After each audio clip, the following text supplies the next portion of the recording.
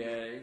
I spent an hour with the admissions director of Harvard University and an hour with the admissions director of Princeton University.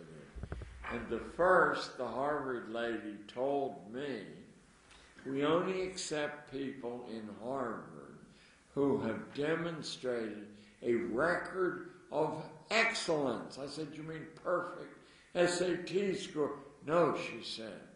Those are not evidence of anything at all. You have to have created a charity, walked across the United States, been the first woman to sail alone around the world, all kinds of ways to show excellence before you apply with your bag full of commendations and standardized test scores. They don't even look at them.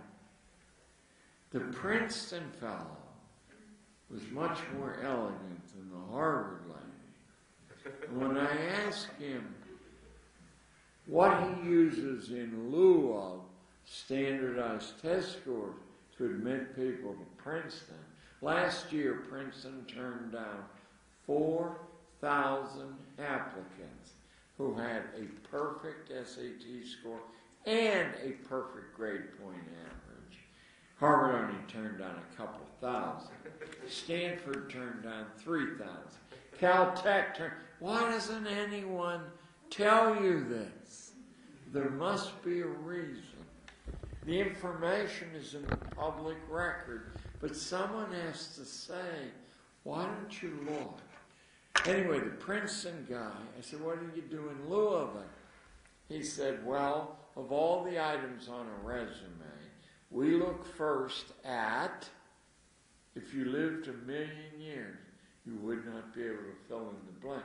At hobbies, my jaw dropped open.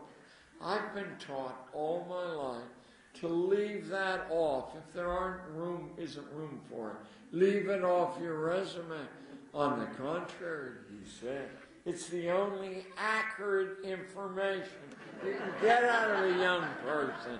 Everything else has been, dickered around with, and experts have intervened, and the testing services have sold you advice. But hobbies, he said, is a young person telling you what they do with their time when they have a free choice. And he said, it's unmistakably reliable. It's a window right into the mind and the heart. Well, what hobbies, I said? Baseball, football for guys? Oh, he said, we have a prejudice against team sports. I said, no, wait, I've been taught all my life that they show you can cooperate. He said, what they show is, for a slick operator, is you can always dog it and hide behind your teammates on both sides of the line, and so on, he said. So he said, now solo sports, we place at the very pinnacle of measuring human excellence. Solo sports, but there's one condition. They have to be the type that threatens your life if you don't do them correctly. For example, trail riding on a full-blooded horse with low-lying branches, you can conclude your ride without a head.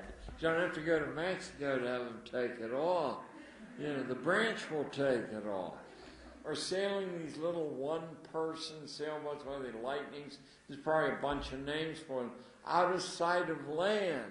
Because when you're out of sight of land, there aren't any bearings you can take. You can end up in the middle of the Atlantic Ocean or the Pacific in a hurricane if you don't know what you're doing out of sight of land. So it's no more fun and games. And I said, well, what was the most striking solo sport that you ever admitted a student on the basis of? Well, he said, head and shoulders above all the rest, was a fellow who invented a way to compete with himself. So he kept historical records of his performance and then tried to exceed them. It was seatless unicycle riding over broken terrain. If I lived 1,000 years, I couldn't make that up.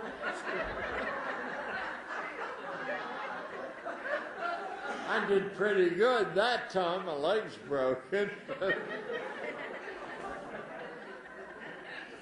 The funny thing is, and I'll bet you it's happening with some of you in the audience right now, I had no prior warning of this kind of criteria for admission to elite colleges. But the instant these people said that, I didn't have to reflect on it. It had the sound of divine truth.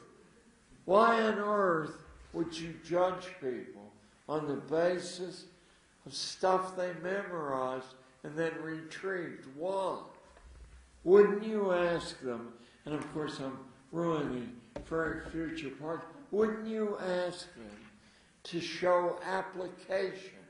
Isn't the way everyone in this room judges people, and you do it every day, if you can get the data by performance? You can't lie with performance. When the Steelers and the Packers are out there Sunday, there isn't any way to look to the records or the history. You have to smash somebody until he won't get up. Hopefully it'll be the quarterback of Green Bay, but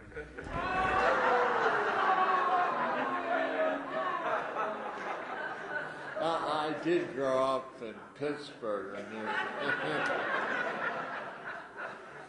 You can't lie about performance. Sometimes for a very short time, you can put on an artificial personality, as people do all the time on these social networking sites, and you can fool people for a little while, but it's impossible to sustain the deception.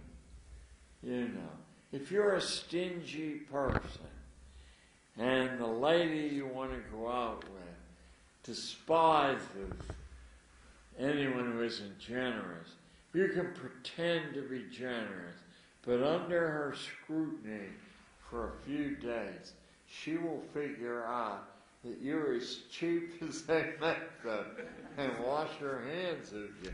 You can't conceal performance. It's an indelible record of truth. When kids used to come to me, or adults, moaning, complaining about what somebody said, I said, Aristotle, that's 1,000, 2,000, 2,300 years ago, taught his students to absolutely disregard what anybody says. He said, look at what they do. They can't lie about it. Look at what they do. That became a big part of my own teaching of 13-year-olds.